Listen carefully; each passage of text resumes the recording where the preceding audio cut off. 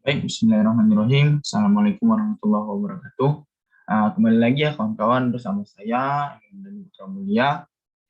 Dalam video kali ini, saya akan menjelaskan tentang pendugaan parameter. Nah, jadi di video sebelumnya saya sudah menjelaskan apa itu statistika inferensial, jenisnya apa-apa aja. Nah, sekarang kita memasuki bab baru nih dari statistika inferensial, yaitu pendugaan parameter. Untuk sebuah pengantar. Jadi kawan-kawan, seperti yang kita ketahui kemarin bahwa statistika inferensial tersebut adalah sebuah lanjutan dari statistika deskriptif, di mana statistika inferensial ini berfungsi untuk menggeneralisir sebuah data dari sampel ke parameter populasi, seperti itu kawan-kawan. Jadi misal kita flashback sebentar ya. Jadi misal kita mengambil data nih 1000 pohon sengon di sebuah hutan tanaman industri. Kita ingin mendata ketinggian rata-rata pohon di hutan tanaman industri tersebut. Jadi dari 1000 pohon kita ambil sampel 100 pohon deh. Jadi dari 100 pohon itu kita dapatkan hasil bahwa tinggi rata-rata dari 100 pohon ini yaitu 50 meter. Jadi 50 meter dari tinggi 50 meter dari tinggi 100 pohon bisa mewakili dari 1000 pohon. Seperti itu. Itu yang disebut dengan menggeneralisir. Ya, menggeneralisir yaitu memiliki jenjang seperti itu kan. Jadi bukan jenjang sih. Jadi data dari 100 pohon bisa mewakili dari 1000 pohon seperti itu kan.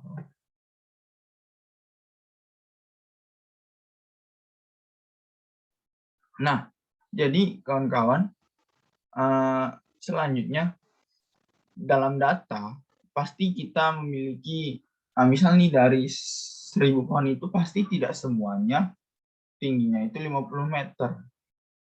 Ada yang mungkin 51 meter, atau mungkin kurang dari 50 meter, ada yang 48, 47, tapi tidak banyak. Tapi ya ada beberapa lah, sekitar 2 atau 3 pohon, atau mungkin 10.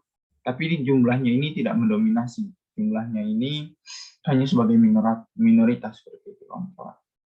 Jadi disinilah fungsi dari statistika inferensial tadi. Fungsi dari statistika inferensial tadi. Oh maaf, bukan statistika inferensial, tapi pendugaan parameter. Kita akan menentukan ada berapa banyak sih selangnya, itu berapa sih. Misal kita ambil contoh lain, pendapatan per kapita dari sebuah desa. Dari sebuah desa ya, yang penduduknya sekitar 1000 lah, 1000 warga. Jadi kita ambil sampel 100. Nah, dari sampel 100 ini kita dapatkan bahwa pendapatan mereka itu per bulan yaitu 2.500.000. Nah, tidak semua warga pasti memiliki pendapatan 2.500.000.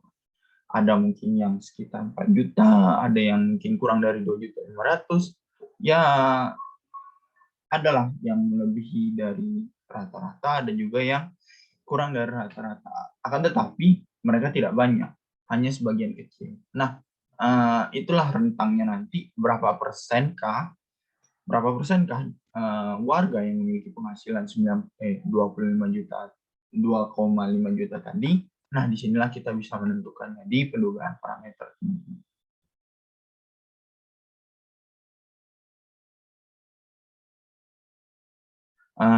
Baik, saya akan share screen terlebih dahulu.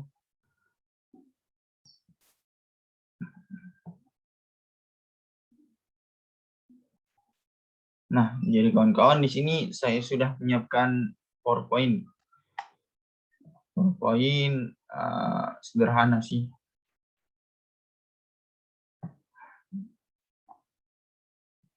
Saya akan menjelaskan sedikit tentang pendugaan parameter kulit luarnya, ya secara inklusif istilahnya. Jadi pendugaan parameter, apa sih pendugaan parameter itu?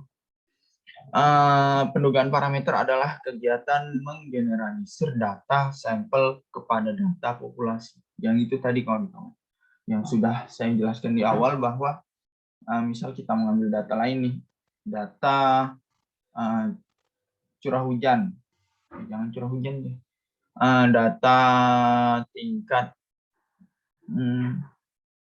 data kesehatan pohon dari sebuah populasi, misal populasinya hutan di Universitas Jambi. Jika teman-teman belum pernah jalan-jalan ke Universitas Jambi, kalian bisa melihat tuh di situ, di Universitas Jambi kawan-kawan ada hutan yang namanya hutan pendidikan untuk kami mahasiswa Fakultas Kehutanan.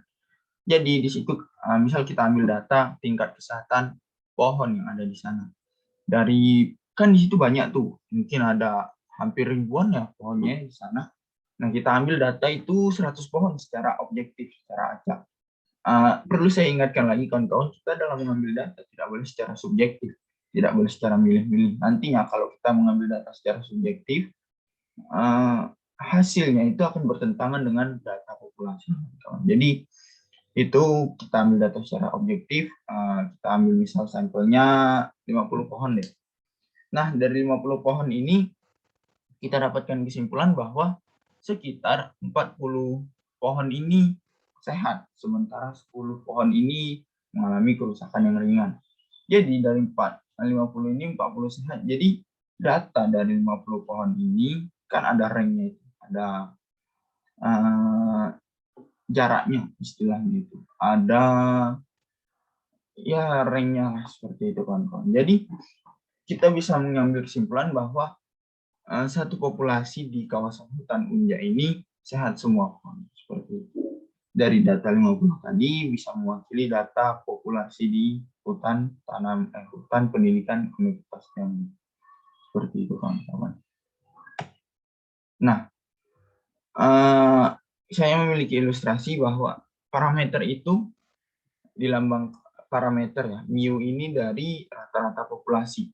Rata-rata populasi akan diduga oleh X-bar. X-bar ini adalah rata-rata dari sampel. Dan juga standar deviasi ataupun simpangan baku dari populasi akan diduga oleh S kuadrat. Ini S kuadrat ini adalah standar deviasi atau simpangan baku dari sampel. Nah, nilai antara dari kedua parameter ini dirumuskan dengan ya seperti ini kawan-kawan. Jika simpangan bakunya diketahui, maka X bar itu dikurang Z A per 2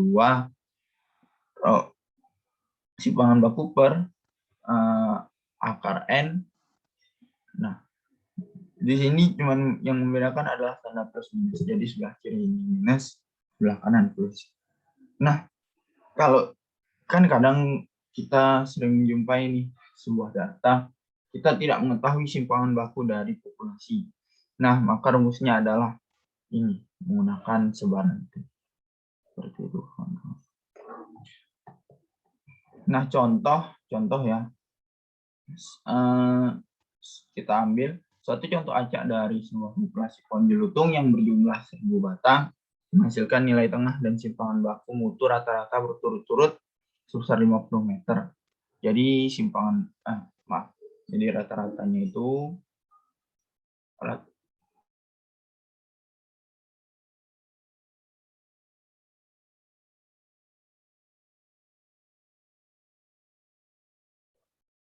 jadi rata-rata sampelnya 50,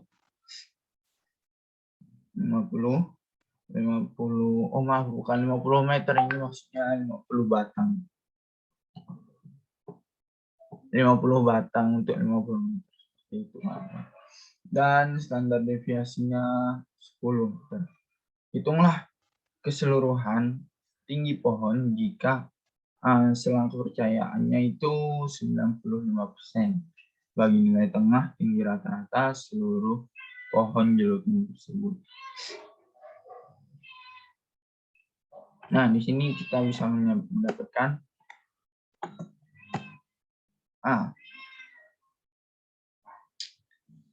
dari data tadi bisa kita simpulkan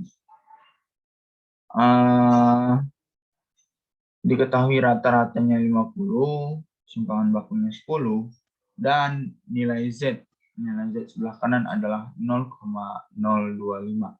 Jadi 95% itu 0,5 lalu dibagi 2 menjadi 0,025. Nah, yaitu 1,96. Nah, kawan-kawan bisa melihat nilai Z ini pada tabel Z ataupun tabel A4.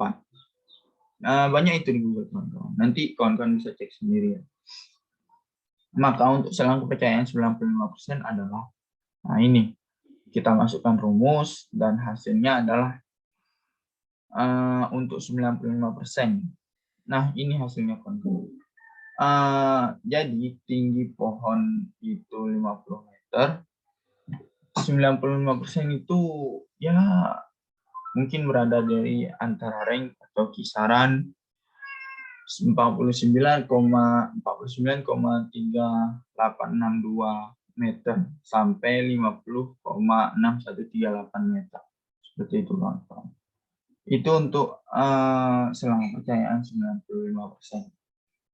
Jadi maksudnya ini, kawan-kawan, 95% itu tinggi pohon itu sekitar 50 meter itu pasti, tapi berada di jarak antara 49,3862 sampai 50,6138. Seperti yang saya sebutkan di awal tadi bahwa tidak semua pohon yang ada di sana tingginya itu 50 meter, kawan-kawan. Seperti itu.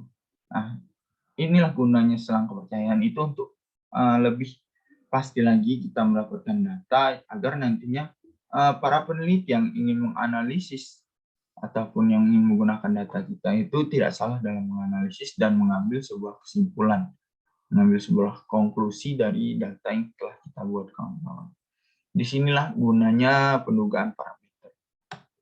Nah, ini nilai X bar adalah hampir sama dengan mu. Jadi nilai harapan populasi itu hampir sama dengan nilai harapan rata-rata contoh. Maksudnya gini, kawan-kawan. Misal tinggi pohon tadi, kita ambil sampelnya itu 50 meter rata-ratanya dari 50 pohon. Nah, hampir semua pohon yang populasinya itu sebanyak 1000 pohon itu tingginya itu 50 meter. Tapi tidak sama persis, yaitu tadi kita gunakan pendugaan parameter untuk menentukannya. Berapa sih jarak ataupun tinggi pohon masing-masing. Atau setidaknya kita bisa mengetahui lah gambaran kasarnya. Seperti itu. Nah, rata-rata contoh atau sampel adalah penduga tak bias dari populasi. Nah, ini tadi yang saya maksud bahwa itu adalah penduga yang tak bias. Jadi belum pasti, tidak bisa pasti 100%, tapi setidaknya kita bisa mengambil sebuah kesimpulan lah, hampir 95% seperti tadi, Pak. Karena untuk mengambil data 1000 pohon itu terlalu banyak, kan? Dan juga memerlukan biaya yang banyak, waktu yang banyak juga. Maka dari itu dibuatlah hadirlah statistika deskriptif, statistika inferensial, dan turunannya seperti pendugaan parameter, kemudian hipotesis itu, teman-teman. Sudah saya sebutkan dari awal bahwa statistika ini adalah alat untuk mengambil sebuah data atau mengambil sebuah kesimpulan. Nah, ini rumus-rumus tadi yang awal saya bilang ya. Untuk populasi min atau rata-ratanya mu, lambangnya, standar deviasinya ini, dan juga proporsi, jumlah datanya. Bisa kalian lihat, kawan-kawan.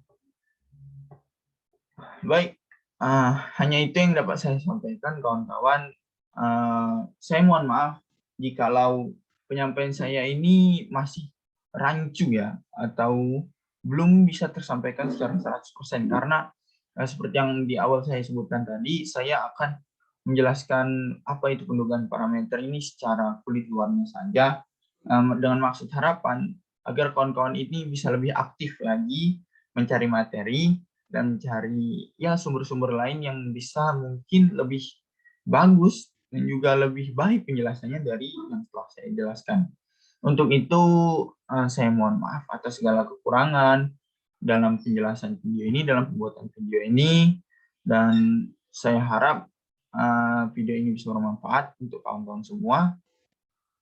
Dan juga kedepannya kawan-kawan bisa lebih paham lagi, bisa lebih aktif lagi dalam mempelajari apa itu statistika. Kita sama-sama belajar. Terima kasih atas perhatiannya, terima kasih sudah menonton video ini. Semoga kita semua dalam keadaan sehat walafiat. Saya akhiri, wabillahi taufiq wal hidayah. Assalamualaikum warahmatullahi wabarakatuh.